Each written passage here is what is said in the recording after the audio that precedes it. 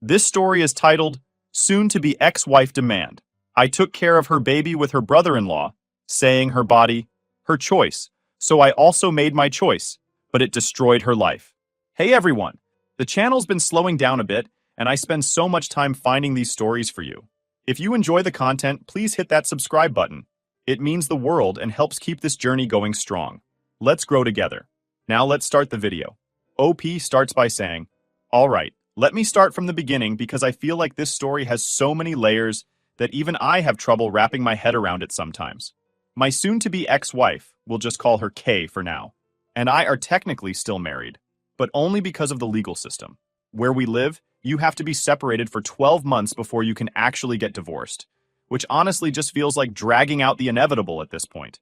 During this cooling-off period, she was supposed to find her own place nearby to make 50-50 custody of our 3 kids easier. Now, why are we getting divorced? Well, Kay's twin sister, let's call her Jay, came up with this brilliant idea that Kay should be their surrogate. Jay and her husband, we'll call him B, have apparently been struggling to have kids. Totally sucks for them, I get it. But instead of, I don't know, using a regular surrogate or adoption or literally any other option, they decided that because Jay and Kay are twins, Kay was the perfect choice to carry their baby. Now, I didn't find out about this plan until way later. Turns out, this had been in the works for weeks before I even got a whiff of it. It wasn't like they sat down with me to have a proper conversation. No, that would have been too logical. Instead, Kay kind of casually mentioned it to me one night like it was no big deal. At first, I thought she was joking. I mean, who just decides to carry someone else's baby without talking to their partner first? But nope, she was dead serious.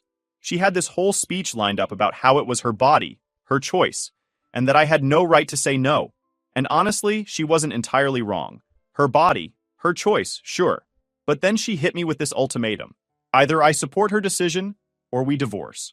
She didn't say it in those exact words, but that was the vibe. Like, this is happening whether you like it or not. So either get on board, or get out. I was floored. It wasn't just the surrogacy itself that bothered me. Though, yeah, that was a huge part of it. It was the fact that this had all been planned behind my back. KJ and B had been scheming this whole thing for weeks, maybe even months, without even giving me a heads up. And now I'm just supposed to be cool with it? Yeah, no. I told her straight up, if she goes through with this, we're done. She acted like I was being unreasonable. She said I was overreacting, and that this was a beautiful thing she was doing for her sister. But I don't know, man. Call me old-fashioned, but I feel like if you're married, you shouldn't be making life-altering decisions without at least consulting your spouse. Especially when that decision involves, creating a whole-ass human being. Fast forward a few months and guess what? She's pregnant. When she told me, I just nodded and said, okay, then walked out of the room. 2 days later, I filed for divorce. Apparently, this shocked everyone.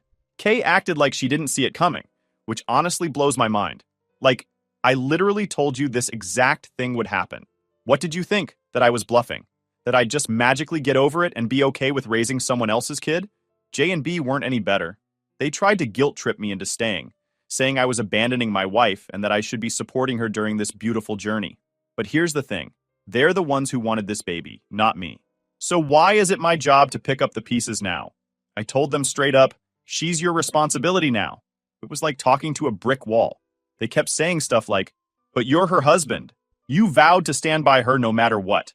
And I was like, yeah, well, she also vowed to respect me and not make massive life decisions without my input. So here we are. Anyway, that's how the separation started. At first, Kay acted like she didn't care. She was all high and mighty, saying she didn't need me and that she could handle this on her own. But as the months went on, it became pretty clear that she was in over her head. After I filed for divorce, things got real awkward in the house. Kay started acting like nothing had changed, as if I was still supposed to care about her pregnancy, or worse, like I should be involved in it somehow. Meanwhile, I was already mentally checked out. I mean, why would I invest any energy into a pregnancy that A, wasn't mine, and B, was the exact reason we were splitting up? The house dynamic got tense fast. Kay didn't move out because, surprise, finding a place in our area isn't easy, especially when you're pregnant. She kept saying she wanted to stay close for the kids' sake, but let's be honest. It was more about convenience for her. Every time she asked me for something, it felt like she was still expecting husband mode from me. Like, no, I'm not running to the store for pickles and ice cream at 11 p.m. anymore. That's not my job now. She started dropping hints about how stressful everything was and how hard it is to do this alone. At first, I just ignored her. I mean, what did she expect? Wasn't going to swoop in and save the day like I had during her previous pregnancies? Those were our kids, and this? This was entirely her and her sister's decision. I didn't sign up for any of it. Eventually, the hints turned into outright complaints. She'd say things like, "I don't know how I'm going to do this without you," and "It's not fair that I have to go through this alone." I told her, plain and simple, to call J and B. They're the ones who wanted this baby. They're the ones who made all these promises about how amazing this surrogacy journey would be. Let them step up. But of course, they were nowhere to be found most of the time. B in particular seemed to be checking out of the whole situation. He'd show up for the big stuff, like doctor's appointments, but day to day, he was MIA. When I asked Kay about it, mainly out of curiosity, not concern, she said he was busy taking care of J, who was still recovering from her car accident. Fair enough, I guess, but it's not like he didn't know this baby was coming. Shouldn't he have planned for this? Kay didn't seem to want to admit that B's priorities had shifted. She kept making excuses for him, saying things like, "He's doing his best," or "He's under a lot of stress right now." Meanwhile, she was leaning harder and harder on me, as if I was somehow obligated to pick up the slack. She'd ask me to help with little things, carrying groceries, setting up the crib, even rubbing her back when she was sore. Every time I told her no. Not my kid, not my problem. One night, things came to a head. She was sitting on the couch, rubbing her belly and sighing dramatically, clearly trying to get my attention. Finally, she said, "You know, you're still my husband. You could at least pretend to care." I snapped. I told her, "No, I'm not your husband anymore. Not in any way that matters. You made your choice when you decided to do this behind my back. Don't come to me now because you're realizing it's harder than you thought. Call B, call J. Call literally anyone else, but leave me out of it." She cried, of course. That's become her go-to reaction whenever things don't go her way. But at this point, I was immune to it. I told her I was going to bed and left her there sobbing on the couch. The next few weeks were more of the same. She'd try to guilt me into helping, and I'd shut her down every time. It wasn't just about setting boundaries for myself, though that was a big part of it. It was also about principle. If I started helping now, even a little, she'd take it as a sign that I was softening, and then I'd never be able to get out from under her demands. Things took another turn when the baby was born. I stayed out of it completely. Didn't go to the hospital, didn't visit, nothing. I told her ahead of time that I wouldn't be involved, so it wasn't like she didn't know. Still, she called me from the hospital, crying and begging me to come. She said she was scared, that she didn't want to be alone, that I was being cruel. I stayed firm. I told her to call B. She hung up on me. When she came home with the baby, that's when the real chaos started. It was like she thought bringing the baby into the house would magically make me care. Spoiler, it didn't. She'd leave the baby's stuff all over the place. Bottles in the kitchen, diapers on the couch, as if to force me into acknowledging it, but I didn't bite. I just stepped over the mess and went about my day. At night, it was even worse. The baby would cry and she'd come to my room, knocking on the door and asking if I could help just this once. I'd tell her no every single time. She'd get mad, stomp off, and then spend the next day slamming cabinets or muttering under her breath about what a terrible person I am. I'll admit, there were moments when I felt a twinge of guilt. Not because I thought I was wrong, but because the baby was innocent in all this. It's not the kid's fault that their parents are a mess. But at the same time, I knew that stepping in wouldn't actually help the situation. It would just enable Kay to keep relying on me instead of the people who actually wanted this baby in the first place. The final straw came when Kay outright demanded that I take a more active role. She said it wasn't fair that she was doing everything on her own, that I was being selfish, that I owed her this much. I told her, flat out, "I don't owe you anything. This is your responsibility. Deal with it." That's when she really lost it. She called me every name in the book, said I was a heartless monster, that I'd regret this one day. Then she packed up a bag, grabbed the baby, and left. I didn't try to stop her. Update 1 point. Hey Reddit, so lots of you are asking for an update, so here it is. 2 days after Kay left with the baby, I thought, finally, this might actually be the break I need. I wasn't naive enough to believe she was gone for good, but for a couple of days, the house was quiet. No crying baby, no guilt trips, no arguments. It felt like a weight had been lifted off my chest. But of course, nothing ever stays simple when Kay is involved. The calls started the next morning. First from her mom, then her sister. Yes, the same sister who masterminded this whole mess. And even her sister's husband. It was like they'd coordinated a campaign to wear me down. Every single one of them had the same talking points. Kay was overwhelmed, the baby was innocent, and I needed to step up for the sake of the family. Jay, her twin sister, was especially relentless.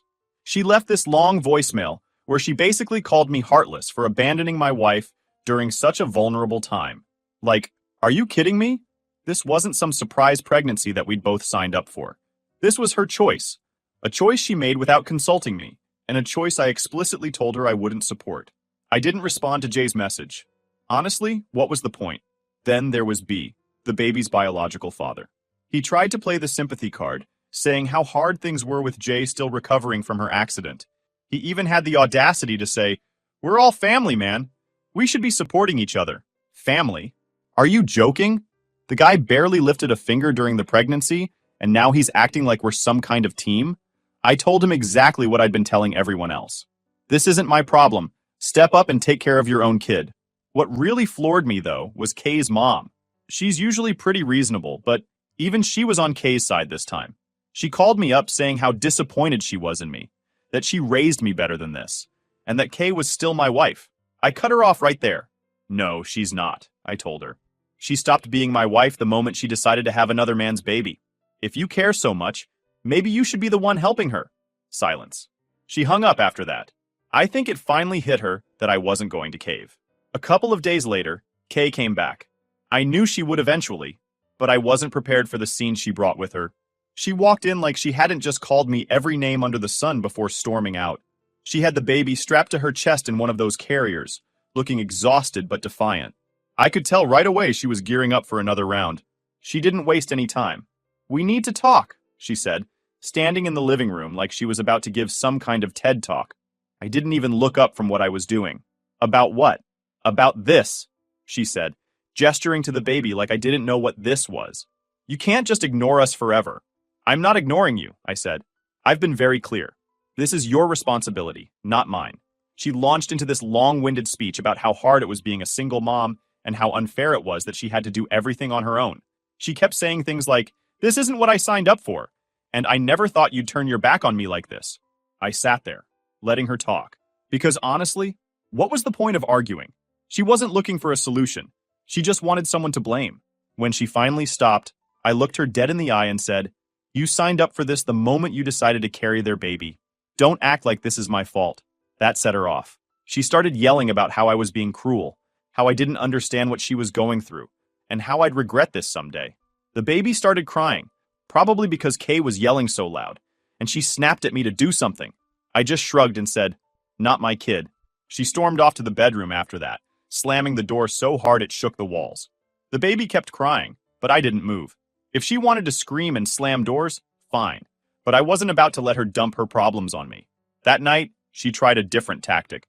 Instead of yelling, she came into the kitchen while I was making dinner and tried to play nice. She started talking about how she missed the way things used to be, how she still loved me, and how she wanted us to be a family again.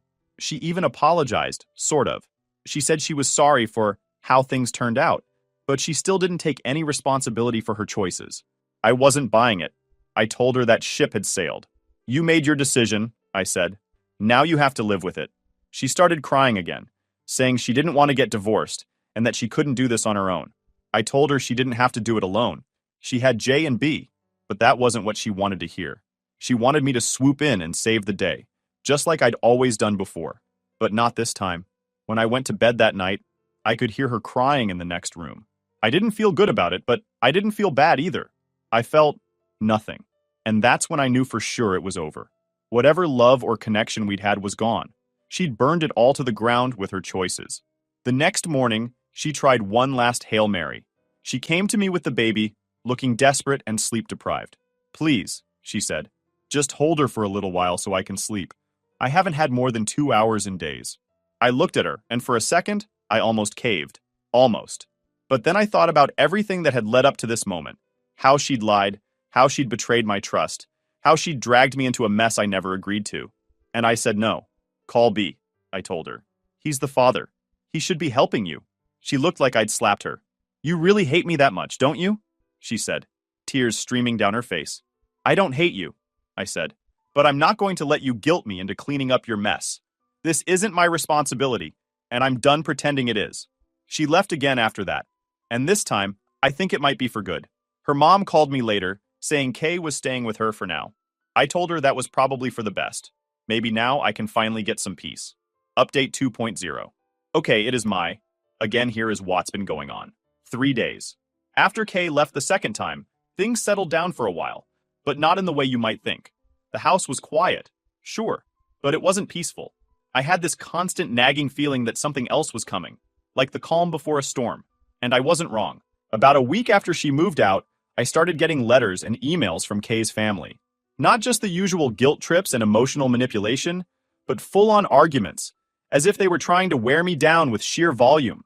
Her mom wrote me this long letter about how I was being unreasonable and how family always comes first. She talked about how hard things had been for Kay growing up, how much she sacrificed, and how I owed it to her to support her now. I read it, sighed, and tossed it in the trash. What was I supposed to do with that? Wasn't like they were saying anything new. They'd been on this you're the bad guy train since the beginning, and at this point, it was just noise. J and B, on the other hand, tried a more direct approach. B showed up at my house unannounced one evening. I opened the door, saw him standing there looking all awkward, and immediately knew this wasn't going to go well. Hey man, he said, trying to sound casual. Can we talk? I leaned against the doorframe and crossed my arms. About what? He shifted uncomfortably, like he was debating whether to come in or just run for it. Finally, he said, about the baby. About everything, really. I didn't move. Say what you need to say. He looked surprised, like he thought I'd invite him in or something. Not a chance. He started rambling about how hard things had been for him since Jay's accident, how he was trying to juggle everything, and how he really needed me to step up and help out for Kay's sake. For Kay's sake? I repeated, cutting him off. This has nothing to do with me. That's your baby. Your wife's sister agreed to this knowing full well what it meant. Why are you even here? He looked flustered. It's not just about the baby, it's about family. We're all connected in this. I couldn't help but laugh. No, we're not. You, Jay, and Kay decided all this behind my back. You excluded me, and now you're acting like I owe you something? Get real. He tried to argue some more, but I wasn't having it. I told him to leave and not come back unless it was to take full responsibility for his kid. He didn't like that answer, but he didn't have much of a choice. He left, muttering something about how I'd regret this. Maybe I will, maybe I won't. Either way, it's not my problem. Meanwhile, Kay was still at her mom's, and I thought maybe, just maybe, she'd finally started to figure things out. But nope. Instead, she started using the kids as leverage. She called one night and asked if she could come over to spend time with them. I said sure because they're still her kids, and I'm not going to keep them from her. When she showed up, though, it was clear she had an agenda. She spent the whole evening talking about how hard things were for her, how the baby kept her up all night, and how she just needed a little help to get back on her feet. She even brought up the idea of moving back in, just until she could figure things out. I shut that down immediately. No, I told her. You made your choice. You don't get to come back here and act like nothing happened. She tried to argue, of course. She said it wasn't fair to the kids to keep their family apart, and that I was being selfish. I reminded her that she was the one who decided to blow up our marriage for her sister. You don't get to play the victim here, I said. You chose this. Now live with it. That was the first time I saw real anger in her eyes. Up until then, it had mostly been sadness, guilt-tripping, and frustration. But this was different. She looked at me like I was the worst person on the planet and said, "You'll regret this one day. I promise you." Then she grabbed her stuff and left, slamming the door behind her. The weeks that followed were surprisingly uneventful. I settled into a routine with the kids, focusing on giving them as much stability as I could. They asked about their mom sometimes, why she wasn't living with us, why things were different, but I kept my answers simple. Mom and I are figuring things out, I'd say, but we both love you very much. It wasn't a lie exactly. I still loved my kids more than anything, and I knew Kay did too, in her own way. But that didn't change the fact that we were on completely different paths now. She'd made her bed, and I wasn't about to climb into it with her. That said, I couldn't help but notice how much lighter I felt without her constant presence. For the first time in years, I wasn't walking on eggshells or dealing with her drama. It was just me and the kids, figuring things out one day at a time. And honestly, it felt good. Then came the legal stuff. Divorce proceedings officially started, and that opened up a whole new can of worms. Kay's lawyer tried to paint me as the unreasonable one, saying I'd abandoned her during a difficult time and refused to help with the baby. My lawyer countered with the facts. The baby wasn't mine, I had no obligation to help, and Kay had made the decision to go through with the surrogacy despite my objections. It was messy, but I wasn't worried. The truth was on my side, and I had plenty of documentation to back it up. Texts, emails, even voicemails. All of it showed that Kay knew exactly what she was doing, and that I'd been clear about my boundaries from the start. Still, it was exhausting. Every time I thought I was done dealing with her drama, something new would pop up. Her family kept reaching out, trying to guilt me into making things right. Even J and B tried to mediate, as if they had any right to tell me how to handle my life. I ignored them all. I'd spent enough time cleaning up Kay's messes, and I wasn't about to start again now. Iun sacrifor. Through it all, one thing became crystal clear. I was done. Done with the guilt, done with the manipulation, done with the constant drama. For the first time in a long time, I felt like I was finally in control of my own life again. And no matter how much Kay and her family tried to pull me back in, I wasn't going to let them. This was my chance to start over, to rebuild, to focus on the things that really mattered. My kids, my own happiness, and a future where I wasn't constantly cleaning up someone else's mess. And for the first time in months, I felt like that future was within reach. Final update. Hey guys, this is my last update. Here is what has been going on. After weeks of back and forth drama, I finally got a taste of what my life might look like without Kay's constant chaos. It wasn't perfect. I was still navigating how to balance work, being there for my kids, and the mess that was the ongoing divorce. But for the first time in a long time, it felt like things were heading in the right direction. Kay stayed with her mom for the most part, which made things less tense around the house. She still had her visitation days with the kids, and while I wanted to keep the peace for their sake, it wasn't always smooth sailing. During one of her visits, the kids came back talking about the baby. My youngest asked if their new sibling was going to live with us eventually. That hit me like a punch to the gut. I had to sit them down and explain, carefully, that the baby wasn't their sibling in the way they were thinking. I told them that the baby was staying with their aunt and uncle, and that while their mom had helped bring the baby into the world, it didn't mean they'd be living with us or playing the same role as a brother or sister. My oldest nodded, clearly trying to act like they understood, but I could tell they had more questions. My youngest just asked, "But why isn't the baby like us? How do you explain surrogacy to kids? How do you make them understand that their mom's choices had nothing to do with them, while also being honest without bad-mouthing her?" I did my best, but that conversation stuck with me for days. Meanwhile, I had my own life to sort out. The divorce wasn't just emotionally draining, it was financially draining too. Kay's lawyer was pushing for spousal support, arguing that she couldn't work because of the baby. My lawyer and I countered that the baby wasn't mine, that this was a surrogacy agreement she had willingly entered into, and that she had her sister and brother-in-law for support. It was an uphill battle, though, because the court kept wanting to consider the best interests of the children. Of course, I wanted what was best for my kids, but I wasn't about to let Kay use them as leverage to squeeze more money out of me. To make matters worse, her family started meddling again. Jay sent me this long, dramatic email about how I was punishing Kay for doing something selfless, and how it wasn't fair for her to be struggling while I was living comfortably. First of all, I wasn't exactly living in luxury. I was juggling work and raising 3 kids on my own. Second, Kay's struggles weren't my responsibility anymore.